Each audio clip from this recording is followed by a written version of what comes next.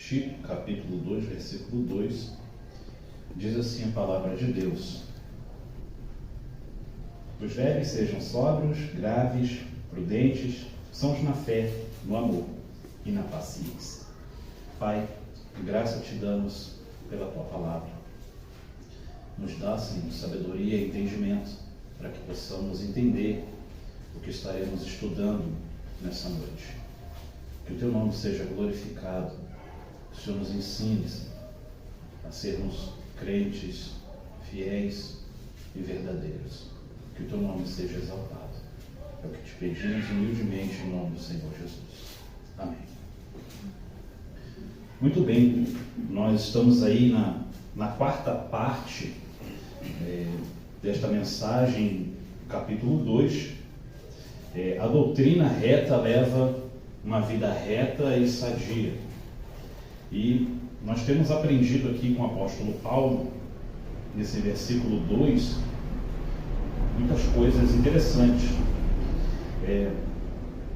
Nós aprendemos aqui a parte que nós dividimos aqui em 6 virtudes que o apóstolo Paulo ele trata nesse versículo 2, sóbrios, graves, prudentes, que fazem parte aqui então das dignidades. E depois nós temos aqui as outras 3 virtudes: sãos na fé, no amor e na paciência, que vai apontar então para a maturidade do cristão. E nós vimos aí a primeira virtude, sóbrios. Nós aprendemos que o homem sóbrio, ele não é dado a excessos, controla as suas paixões, que conhece as consequências do mal e controla os seus impulsos. Nós vimos também que a segunda virtude, que esses homens devem ser respeitáveis, homens que se dão respeito, respeitam as pessoas e são respeitados, são homens de boa índole. E a terceira virtude, que esses homens são prudentes, e que são sensatos, que têm uma percepção aguçada das coisas de Deus, e que esses homens eles são sensíveis às questões da Bíblia e não desprezam as Escrituras.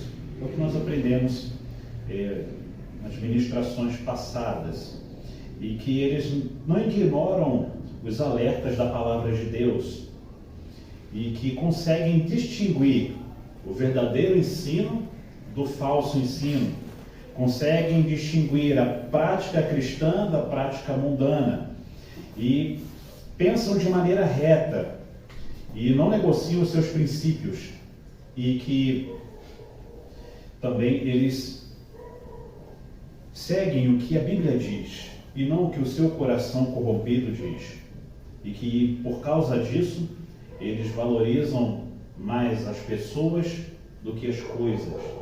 São homens valorosos, homens que esse perfil está escasso nos nossos dias. No ponto 1, os homens idosos devem ser sadios espiritualmente. Eu falei isso no finalzinho, fazendo uma ponte para os versículos de hoje. Então, nós vamos falar então sobre essa sobriedade espiritual do homem de Deus, desses homens mais velhos que Paulo fala aqui no texto de Tito, capítulo 2, versículo 2. Na segunda parte do versículo, ele diz que esses velhos, esses homens mais idosos, devem ser sãos na fé. Então nós começamos essa ministração de hoje com a quarta virtude, sãos na fé. E isso quer dizer que esses homens confiam em Deus e na sua palavra. O homem mais velho, segundo os ensinos de Paulo, deve ensinar e praticar a sã doutrina.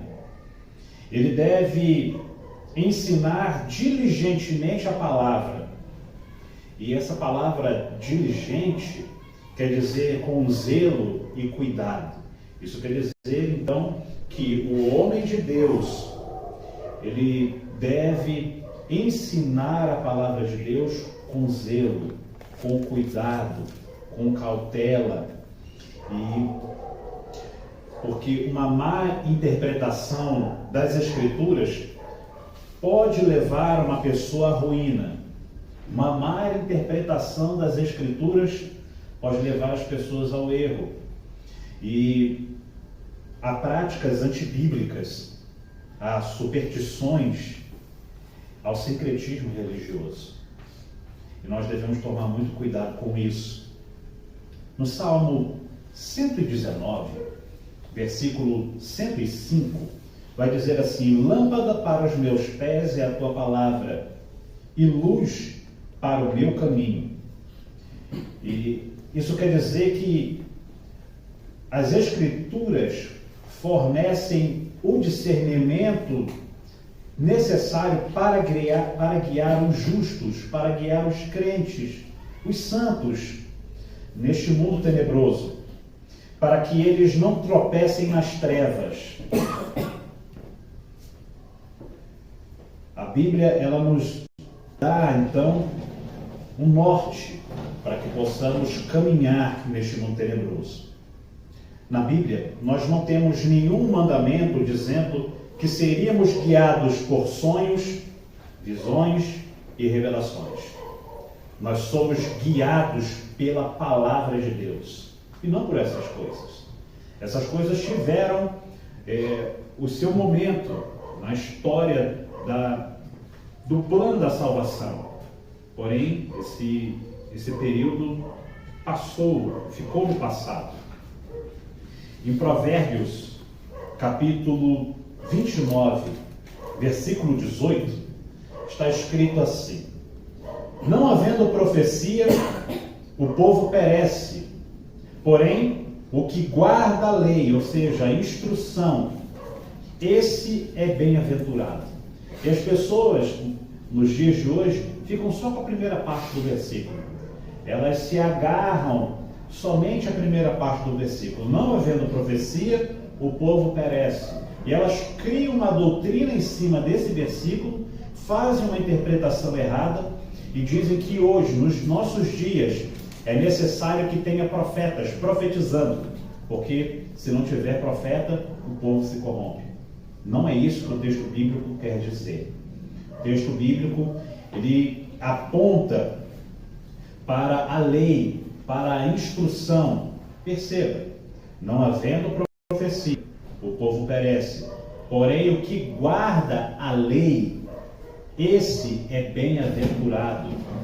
Então, essa profecia que nós vemos aqui neste texto, que muitas pessoas interpretam de forma equivocada, deixando a segunda parte do versículo de lado, faz com que as pessoas comecem a criar, então, esse pensamento equivocado.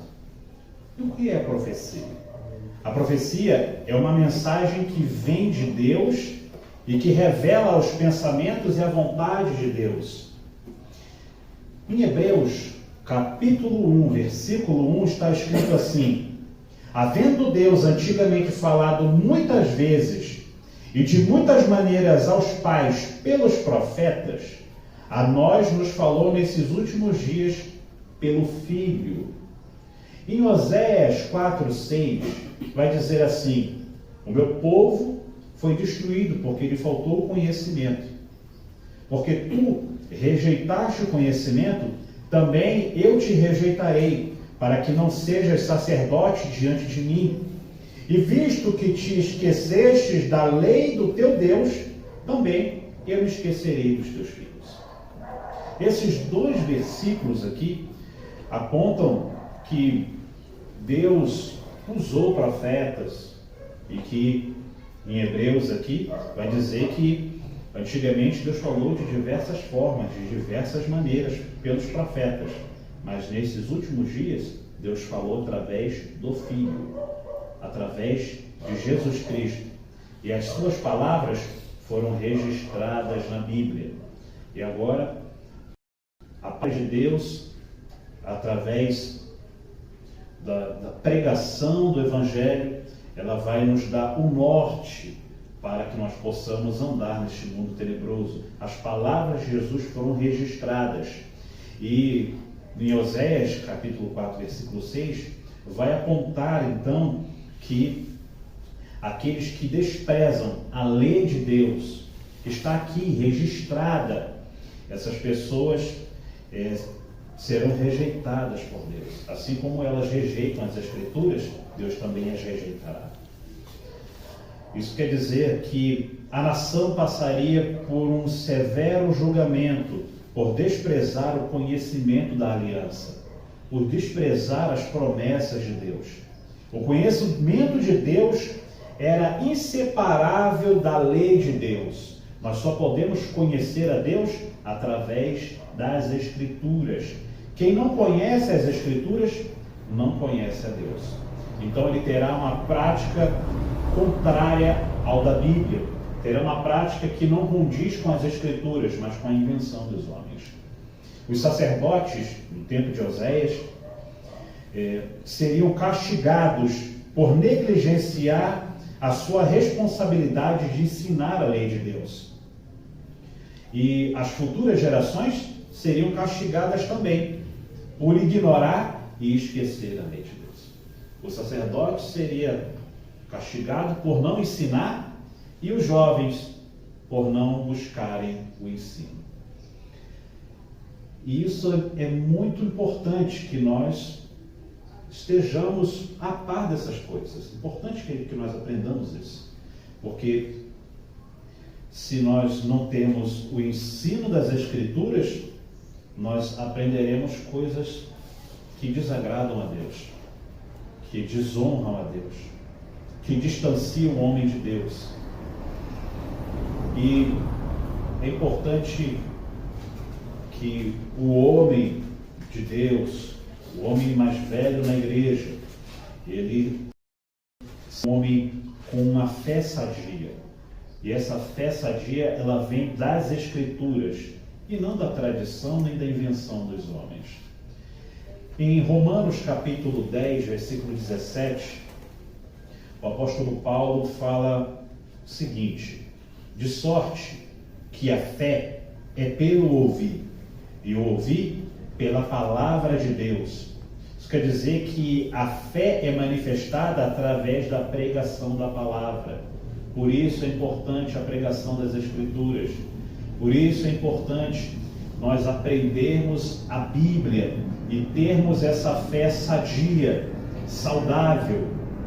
E sabendo que as Escrituras estão finalizadas e que não é necessário mais nenhuma nova revelação, nenhuma nova profecia, porque já foi tudo registrado, nós podemos dizer, sem sombra de dúvidas, não existem mais profetas, nos termos da Bíblia, que têm autoridade para dizer, assim diz o Senhor. Nos dias de hoje, ninguém tem essa autoridade para dizer isso. E é o que mais se vê na mídia, na internet, nas igrejas por aí afora, as pessoas dizendo essa frase, assim diz o Senhor. Quando o profeta dizia isso, ele estava dizendo que não era a palavra dele. Olha, quem está falando agora não vai ser mais eu vou me calar. Quem vai falar agora é Deus. E assim diz o Senhor, assim Deus está dizendo. E se nós acreditarmos que existem profetas hoje, vão ter uma série de coisas aqui que nós vamos aprender que vão tirar essa fé sadia. Nós não vamos aprender uma fé sadia. Nós vamos aprender invenções do coração do homem. Os profetas profetizaram até João Batista. O próprio Jesus disse isso em Mateus capítulo 11, versículo 13. Porque todos os profetas e a lei profetizaram até João. Esse até coloca um ponto final no ofício profético e fica bem claro, o próprio Jesus disse isso, até João. A função essencial do profeta no Novo Testamento é trazer verdades ocultas de outras gerações. O Senhor Jesus falou que os profetas profetizaram até João Batista. Porém, no Novo Testamento, nós vemos alguns profetas ali também. Nós vemos o profeta Ágabo, nós temos algumas mulheres que profetizaram também no Novo Testamento. E por que então tem essa continuidade, digamos assim, desses profetas no Novo Testamento, em Atos dos Apóstolos e tudo mais? É porque o canon das Escrituras ainda não tinha sido fechado. As Escrituras ainda não estavam completas. O Novo Testamento ainda não tinha sido finalizado. Então, por isso, os profetas no Novo Testamento estão em evidência. Porém, os profetas no Novo Testamento, eles não estão trazendo, essencialmente, coisas sobre o futuro. Eles estão trazendo à luz doutrinas que estavam ocultas de outras gerações. E um exemplo do que estava oculto é que os judeus acreditavam que somente eles eram o povo eleito, que somente eles eram o povo de Deus. No Novo Testamento, os profetas vêm trazendo luz a isso que estava oculto às gerações passadas, dizendo que os gentios, ou seja, as nações, também existem eleitos, também existem povo de Deus entre as demais nações no mundo. E nós podemos perceber isso na leitura do Novo Testamento. Em Efésios capítulo 3, versículo 4 e 6, está escrito assim: por isso, quando ledes, podeis perceber a minha compreensão do mistério de Cristo, o qual em outros séculos não foi manifestado aos filhos dos homens, como agora tem sido revelado pelo Espírito aos seus santos apóstolos e profetas, a saber que os gentios são co-herdeiros de um mesmo corpo e participantes da promessa em Cristo pelo Evangelho. Então isso é que eram as profecias no Novo Testamento. Os profetas estavam trazendo luz às doutrinas que estavam ocultas de outras gerações no Antigo Testamento. E o dever do profeta era então trazer essa luz a essas doutrinas que estavam ocultas. Para quê que eles faziam isso? Em Efésios capítulo 2, versículo 20, vai explicar isso. Vai dizer assim: edificado sobre o fundamento dos apóstolos e profetas, de que Jesus Cristo é a principal pedra da esquina. Significa que a igreja é edificada na sua ética e doutrina sobre as bases lançadas pelos apóstolos e profetas. E essas bases, esses fundamentos, já estão prontos, já estão acabados, já estão finalizados e registrados nas Escrituras. É por isso que ele diz: estão edificados sobre o fundamento dos apóstolos e profetas. E a igreja constrói sobre esses fundamentos que os apóstolos deixaram, sobre esses alicerces que os apóstolos e profetas deixaram. As doutrinas que temos no Novo Testamento refletem a totalidade dos mistérios ocultos de outras gerações, para que a igreja seja construída sobre eles. Então isso quer dizer que os apóstolos e profetas no Novo Testamento estavam lançando as bases doutrinárias da igreja. E nós não podemos construir, colocar um outro fundamento. O fundamento já está estabelecido. É a doutrina dos apóstolos e dos profetas. Se nós dissermos que nós temos profetas e apóstolos nos dias de hoje, isso quer dizer que nós estamos dizendo que nós estamos na fase de alicerce. Nós estamos no primeiro século, e isso não é verdade. O primeiro século já passou. Nós estamos agora construindo a igreja sobre esses alicerces, sobre esta doutrina que foi revelada, registrada e finalizada. Está aqui na página da Bíblia, nas Escrituras. Então, todos os profetas que existem hoje e apóstolos são falsos. São falsos apóstolos e falsos profetas. Porque se nós dissermos isso, nós estamos indo contra a Escritura que diz, como o apóstolo diz aqui, edificados sobre o fundamento dos apóstolos e dos profetas, de que Jesus Cristo é a principal pedra de esquina. Então, nós precisamos entender isso. Não existem mais profetas por causa disso. Essas novas profecias, essas novas revelações que nós temos nos dias de hoje, todas elas são falsas.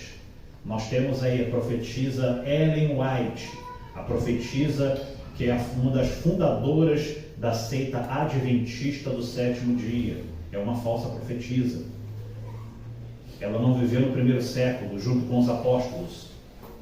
Então, essas doutrinas de vários livros que essa mulher escreveu, Ellen White, são profecias falsas. Nós temos profetas em igrejas de N nomes aqui no Brasil afora. Todos esses profetas que nós temos em todas essas igrejas são falsos profetas, são falsas profecias. Porque a profecia tem um objetivo. A profecia no Novo Testamento tem um objetivo.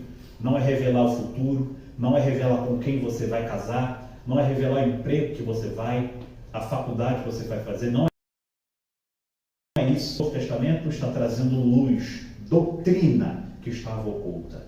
E essas coisas todas que nós vemos aí não passam de meras invenções do coração corrompido desses homens. Em 1 Coríntios, capítulo 3, versículo 10 e 11, está escrito assim: segundo a graça de Deus que me foi dada, pus eu, como sábio arquiteto, o fundamento. Olha o apóstolo Paulo dizendo aí: eu coloquei o fundamento, e outro edifica sobre ele. Ou seja, esse fundamento que o apóstolo Paulo colocou, essas doutrinas que ele ensinou, não podem ser revogadas, não podem ser tiradas.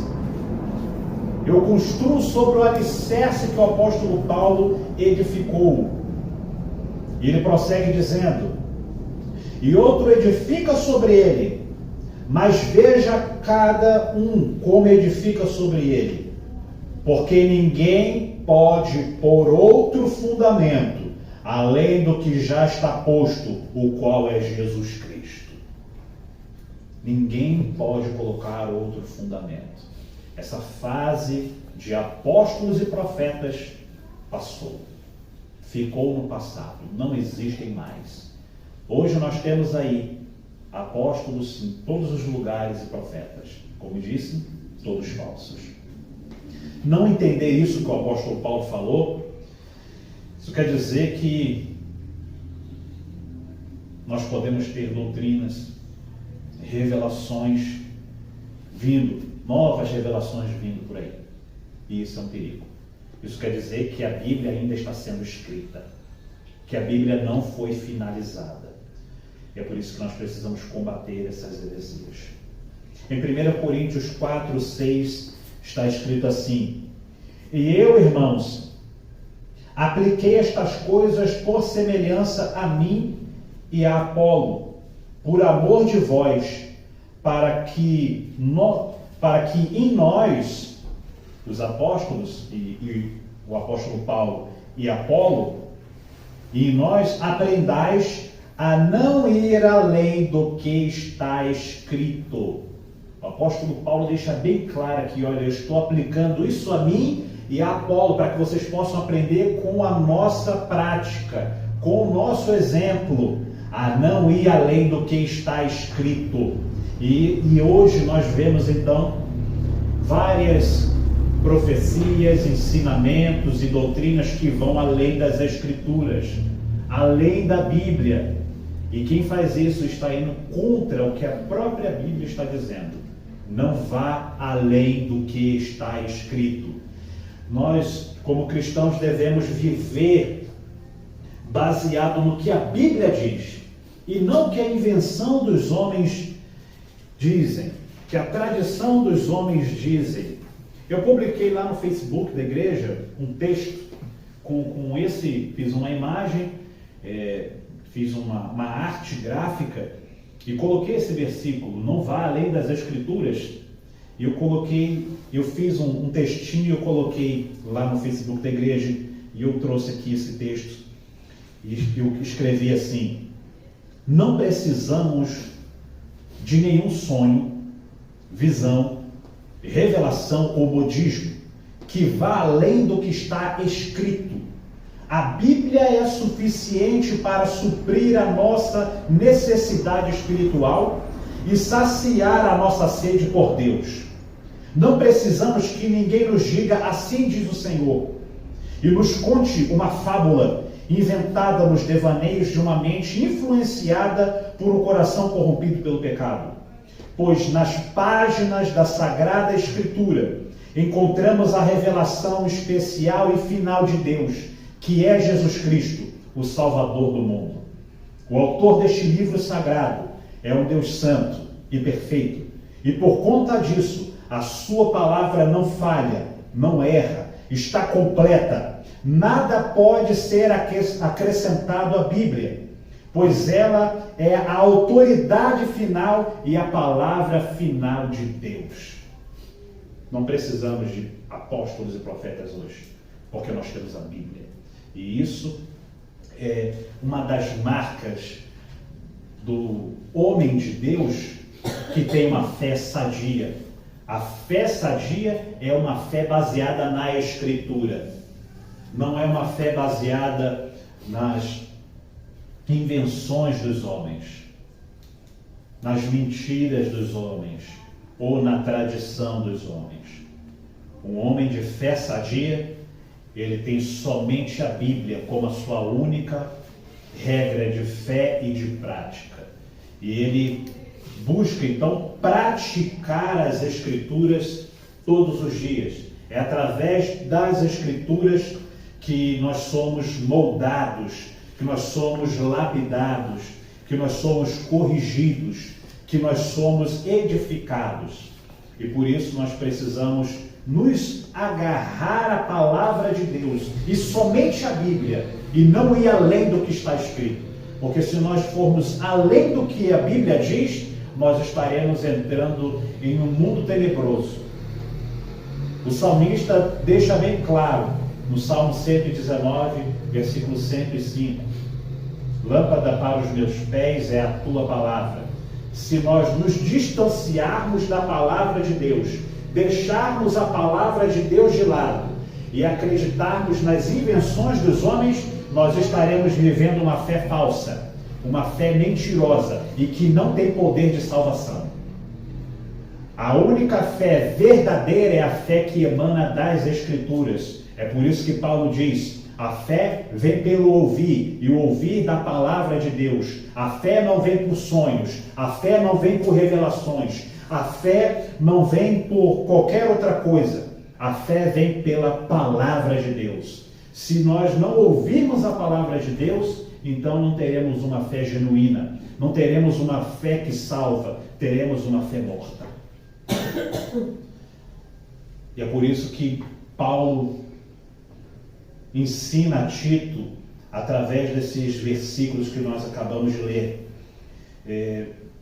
trazendo para a mente de Tito e dos seus leitores que eles devem ter uma fé sadia. E essa fé sadia é a fé que emana das Sagradas Escrituras. Vamos para o ponto 2. Nosso ponto 2 vai dizer o seguinte: um homem de fé sadia, ele ensina claramente a palavra de Deus. É importante isso. Atente para esse ensino agora. 1 Coríntios, versículo 14, capítulo 14, melhor dizendo, 1 Coríntios, capítulo 14, versículo 9, vai dizer assim: assim também vós, se com a língua não pronunciardes palavras bem inteligíveis, como se entenderá o que se diz? Porque estareis como que falando ao ar. O apóstolo Paulo quer dizer nesses versículos aqui que o homem são na fé, nós estamos aqui tratando da virtude são na fé. Este homem que é são na fé, além de ser apegado às Escrituras, conhecer a doutrina bíblica, lendo a Bíblia, ensinando a Bíblia e praticando a Bíblia, esse homem são na fé não fala palavras ininteligíveis. O que isso quer dizer? É uma palavra ininteligível, é uma palavra que não dá para se compreender, é uma palavra que não dá para se entender. Então, o apóstolo Paulo, ele deixa bem claro: assim também vós, se com a língua não pronunciardes palavras bem inteligíveis, como se entenderá o que se diz? Como as pessoas vão entender o que você está ensinando? Se você começa a falar coisas que as pessoas não entendem, uma língua que as pessoas não conseguem compreender o dialeto, elas não conseguem entender aquilo que você está falando.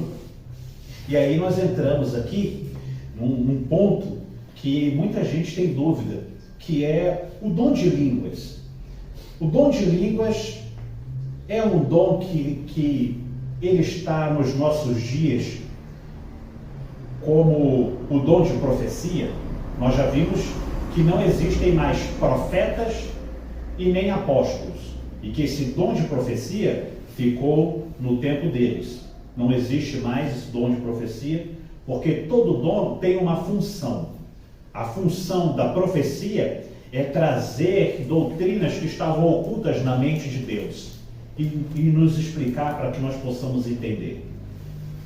E que, como as Escrituras já estão finalizadas, este dom não é mais necessário, porque tudo que nós precisamos para a nossa vida espiritual está registrado nas Escrituras.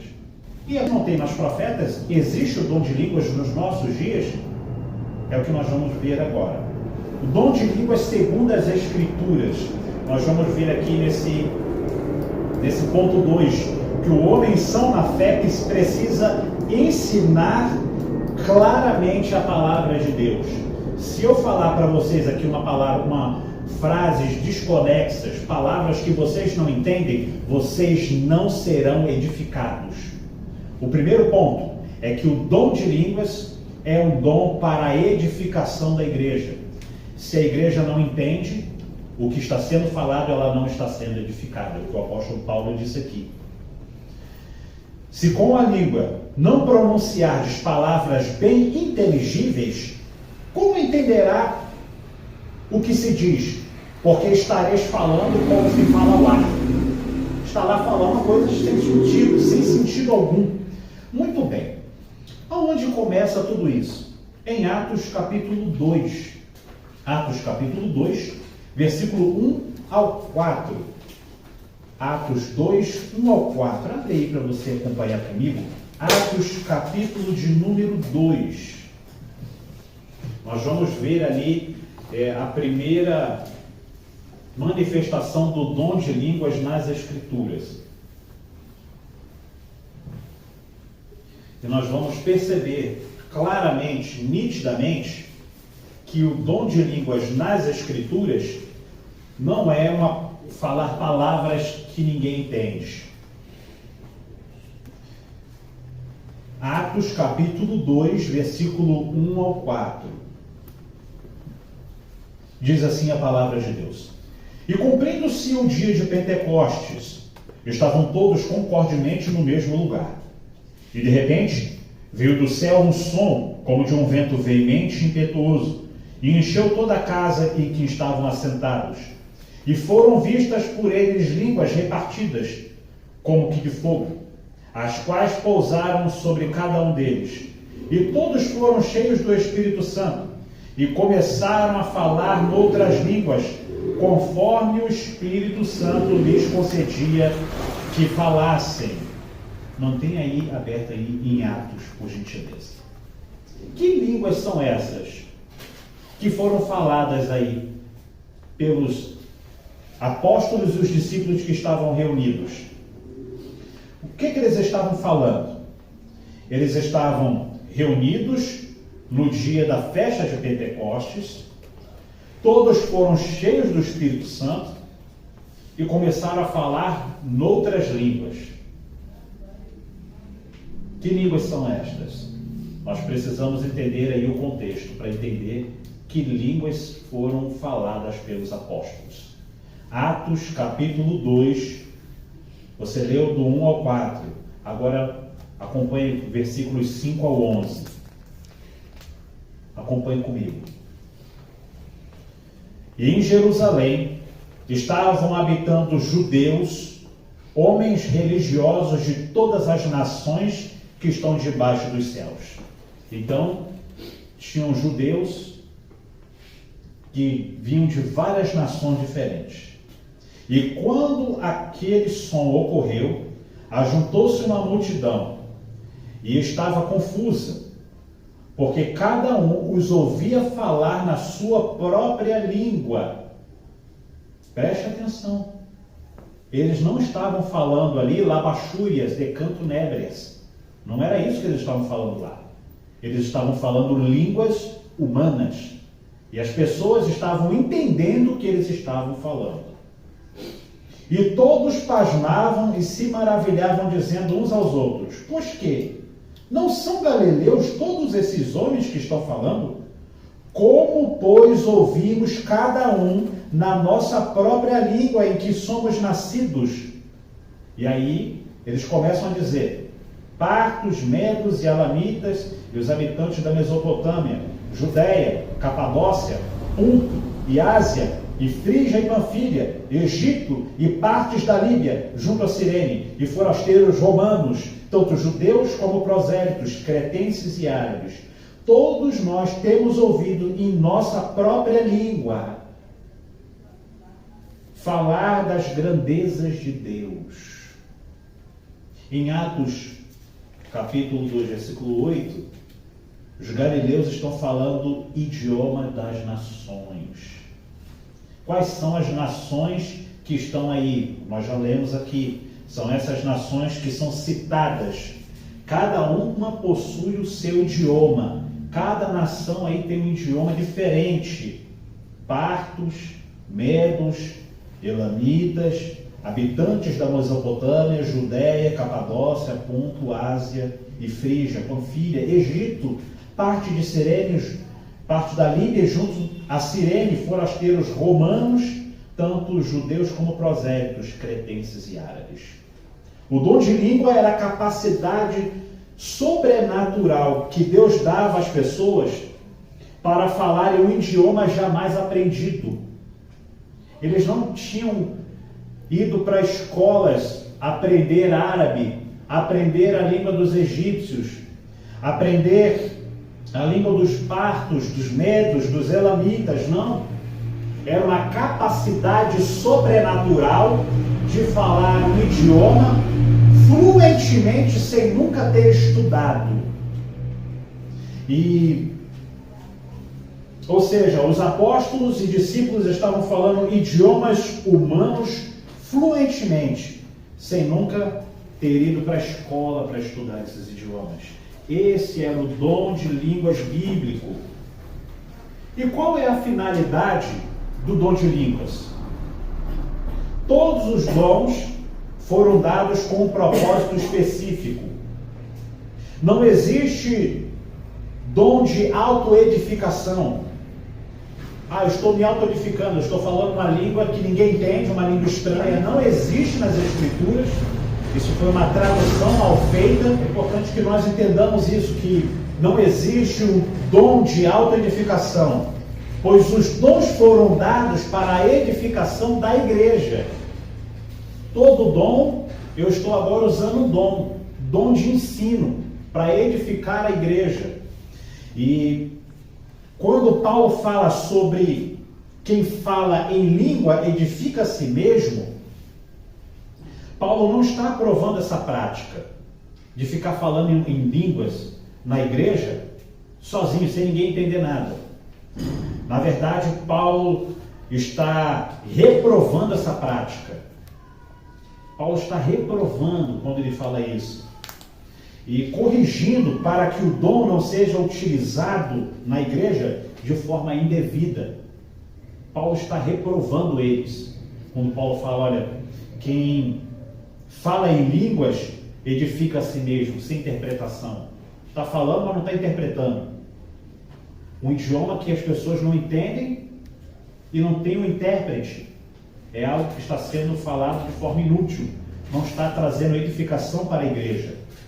E em 1 Coríntios, capítulo 14, versículo 22, ele deixa bem claro qual é a finalidade do dom de línguas. Ele diz assim, 1 Coríntios 14, 22. De sorte que as línguas são um sinal. Preste bem atenção aqui. De sorte que as línguas são um sinal, não para os fiéis, mas para os infiéis. E a profecia não é um sinal para os fiéis, mas para os infiéis.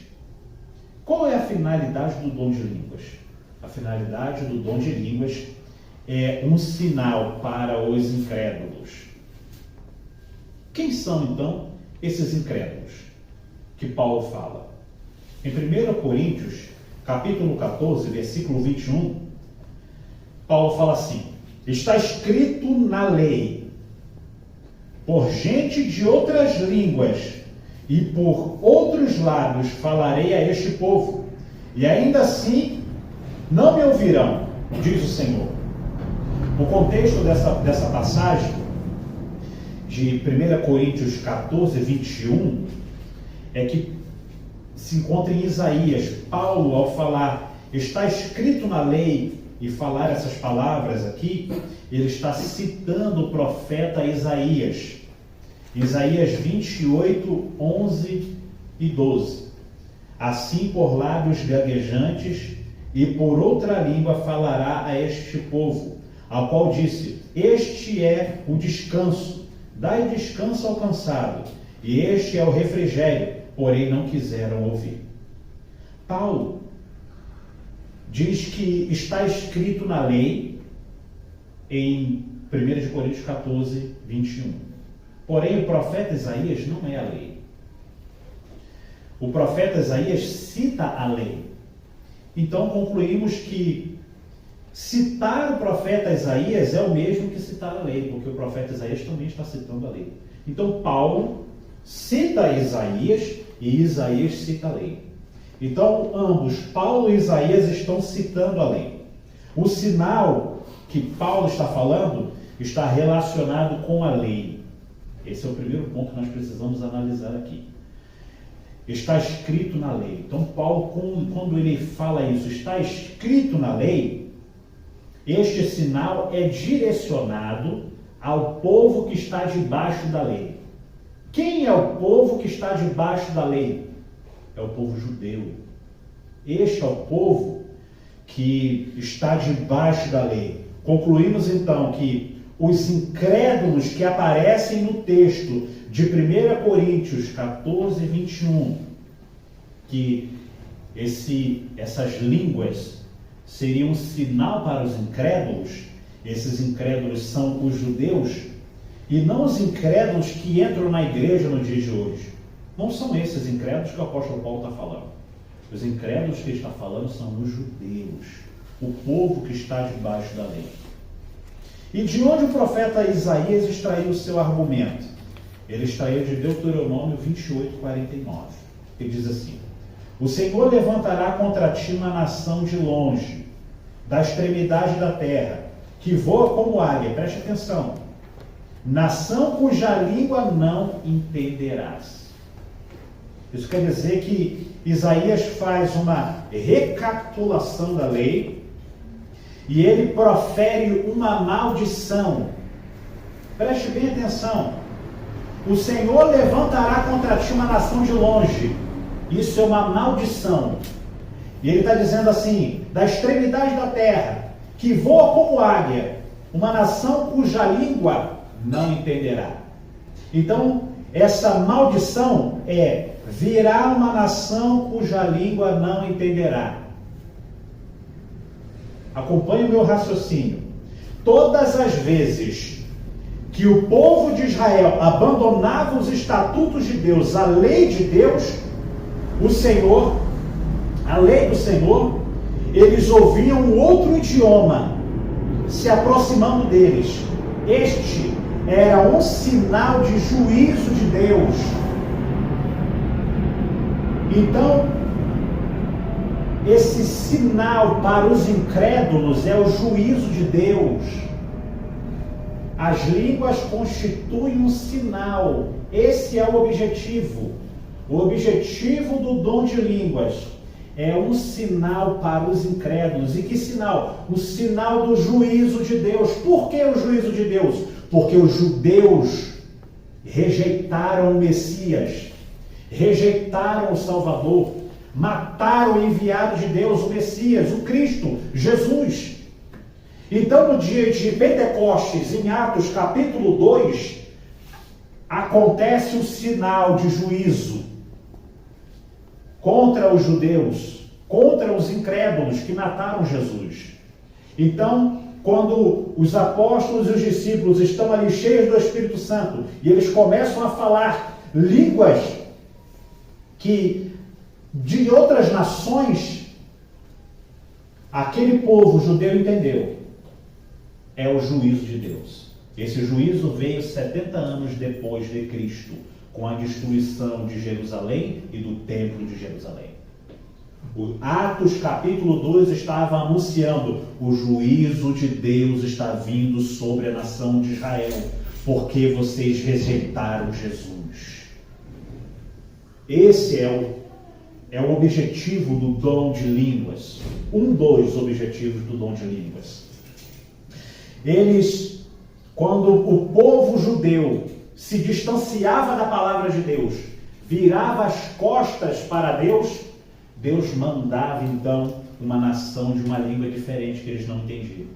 Agora, com esse entendimento, você começa a compreender o livro de Juízes.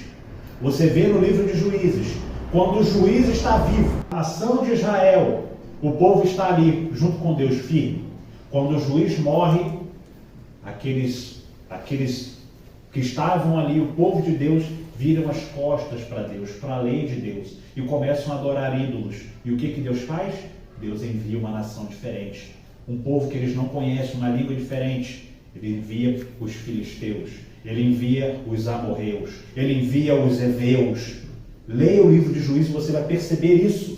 Todas as vezes que o povo de Israel virava as costas para Deus, Deus mandava uma nação com uma língua diferente. Todas as vezes que eles ouviam: olha, tem uma nação diferente vindo aí, isso quer dizer que o juízo de Deus está vindo. Os judeus entendiam isso. Isso está bem claro no Antigo Testamento, mas as pessoas nos dias de hoje querem falar que essas línguas que tem nessas igrejas aí afora é o dom de línguas bíblico, e não é. É uma mentira. O dom de línguas bíblico não é importante para que você tenha uma fé sadia, que é o que nós estamos estudando aqui, que nós tenhamos uma fé sadia, que você descubra essas coisas nas Escrituras. Está aqui, não está oculto isso. Está bem claro que esses versículos que eu disse aqui, eu tracei uma linha do tempo para que você possa perceber e ver que essas coisas que acontecem nos nossos dias são coisas inventadas pela mente das pessoas. Em Jeremias capítulo 5, versículo 15, está escrito assim: eis que trarei sobre vós uma nação de longe, ó casa de Israel, diz o Senhor. É uma nação robusta, uma nação antiquíssima, uma nação cuja língua ignorarás e não entenderás o que ele fala. É o juízo de Deus. Então, esses versículos todos vão apontar para isso, que todas as vezes que o povo de Deus ouvia essas línguas diferentes da língua hebraica, era o juízo de Deus, porque eles haviam virado as costas para Deus. O profeta traz uma esperança para o povo, e é importante que você entenda isso nessa parte agora. O profeta traz uma esperança para o povo. Isaías 33, versículo 19. Não verá mais aquele povo atrevido. Olha aí, preste atenção agora. Não verá mais aquele povo atrevido, povo de fala obscura, que não se pode compreender, e de língua tão estranha que não se pode entender. Isso quer dizer que quando o povo de Deus parasse de ouvir aquele idioma que eles não conseguiam compreender, quer dizer que Deus estava retirando o juízo. Quando não escutasse mais aquelas línguas que eles não conseguiam compreender, Deus estava retirando o juízo. Deus estava trazendo uma esperança. Quando não ouvissem mais a língua estranha, a língua estrangeira desconhecida, é porque chegou o fim do juízo de Deus. E é importante que, para a gente finalizar esse ponto aqui, eu chego no final da minha conclusão aqui, nós precisamos entender alguns termos gregos importantes para que você possa entender sobre o dom de línguas. Nós temos aqui dois termos gregos: glossolalia, eu vou explicá-los, glossolalia e xenolalia. A glossolalia, a palavra glossa, significa língua em grego. E a palavra lalo significa fala. Então, quer dizer, glossolalia é uma fala ininteligível, que não dá para entender, composta de palavras inventadas, que ninguém entende. E a glossolalia existe nos dias de hoje. Sabe quem fala glossolalia? Os bebês. Os bebês falam glossolalia. O bebê não sabe o idioma, ele está aprendendo o idioma. Como ele não sabe o idioma, ele fala gugu, dadá. Ele fala palavras inventadas que não têm sentido nenhum. O que quer dizer gugu, dadá? Não tem sentido. Não faz sentido essa palavra. Então isso é chamado de glossolalia. O outro grupo que fala glossolalia são as pessoas que têm problemas mentais. Algumas pessoas que estão internadas em hospícios, elas falam palavras que ninguém entende. E não é nenhum idioma, é glossolalia. É uma palavra ininteligível e inventada por causa da doença que aquela pessoa tem. Então ela fala uma glossolalia. Aprender a falar um idioma fluente, sem nunca ter falado, é algo sobrenatural. Agora, o que nós vemos aqui, nos dias de hoje, não é a xenolalia que nós vamos ver aqui, é a glossolalia. Pessoas inventando labachúria, decantonébrias, calamanaia, palavras que não têm em idioma nenhum, que não existem em nenhum idioma humano, palavras inventadas. Isso não é o dom de línguas, isso é uma invenção, isso não é espiritualidade nem poder de Deus. Na verdade, isso é um engodo, é um engano, é uma doutrina de demônios. O que Paulo falou: se lhe apresentarem outro evangelho, que não é este evangelho que nós estamos aqui apresentando, seja anátema. Essa doutrina nova seja maldita, seja repudiada, seja rejeitada, porque é falso. E toda doutrina falsa leva à perdição, não leva à salvação. A doutrina santa, sã doutrina, é que leva a uma prática saudável, a uma prática que honra a Deus. E isso nós não aprendemos com glossolalia, com palavras que não se entende. É por isso que Paulo corrigiu. 1 Coríntios capítulo 14, Paulo está corrigindo uma igreja que é menina, que está fazendo coisas que não deve fazer. Ele está corrigindo, ele não está aprovando e dizendo que eles são espirituais. Não, ele está corrigindo, dizendo que eles são meninos, que eles estão fazendo coisas que não convém fazer. E isso é o que encontramos nas igrejas pentecostais nos dias de hoje. Esse dom de línguas que eles dizem que tem é falso. Não existe. O dom de línguas bíblico é a xenolalia.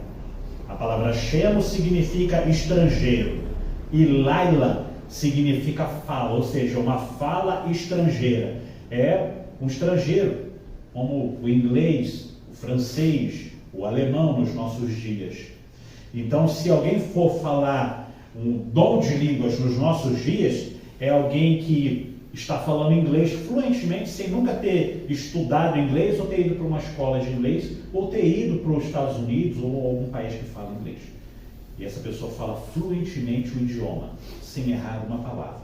Esse é o dom de línguas da Bíblia, e não existe mais isso. Falar uma língua estrangeira, uma linguagem humana, não adquirida por meios naturais. Aprender a falar um idioma fluente sem nunca ter estudado tal língua. Isso é o que encontramos em Atos dos Apóstolos. É isso que aconteceu em Atos 2. Os apóstolos, eles eram galileus. Por isso, por que eles colocam ali? Eles são galileus, estão falando em línguas estrangeiras. Quando eles falam eles são galileus, é como se eles estivessem dizendo, olha, esses homens vêm de uma terra que não tem cultura nenhuma. Esses homens não têm preparo nenhum. Esses homens não têm estudo, eles são galileus. Eles não têm condições de falar tantos idiomas ao mesmo tempo aqui. E todo mundo que está, essas nações todas que estão reunidas aqui, entenderem o que eles estão falando. É impossível isso. E é por isso que aqueles homens creram neste sinal, é o sinal verdadeiro. Isso é o que encontramos em Atos 2, e esse é o dom de línguas bíblico. E aí eu encerro aqui com a minha conclusão. A minha conclusão vai dizer assim: o homem são na fé deve viver de acordo com os princípios bíblicos, com os princípios estabelecidos na palavra de Deus. Deve ser edificado na doutrina dos profetas e dos apóstolos, ensinando claramente a fé e combatendo o falso ensino, para que a igreja seja edificada na verdade da palavra de Deus e não nas mentiras inventadas pelos falsos mestres. E fica bem claro aqui que ter uma fé sã que ensina o que a palavra de Deus diz e não doutrinas inventadas, e que ensinam claramente, falam claramente, como eu fiz aqui, levando os ouvintes aos versículos chaves das Escrituras e trazendo para eles o contexto do que a palavra de Deus diz. E não inventando profecias ou falando palavras que ninguém entende. Essas coisas não edificam a igreja. O que edifica a igreja é a Bíblia. Por isso, se você quer ser um homem de Deus, um homem são na fé, seja um homem das Escrituras. Domine as Escrituras. Leia as Escrituras. Viva as Escrituras e você vai ser são na fé. Que Deus abençoe. Vamos orar, agradecer a Deus.